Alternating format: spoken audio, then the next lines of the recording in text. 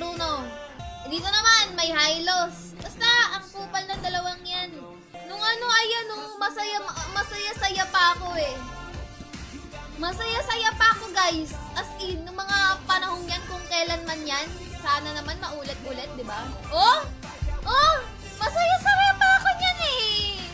Tignan nyo naman! Lagi akong gold. Oh! Ano ba naging problema? Ito, kupal. Sabi ko sa inyo, kahit anong lamang nyo, kapag may Bruno tsaka Hylos, ay shit talaga. Shit! All I can say is, shit! Ganon.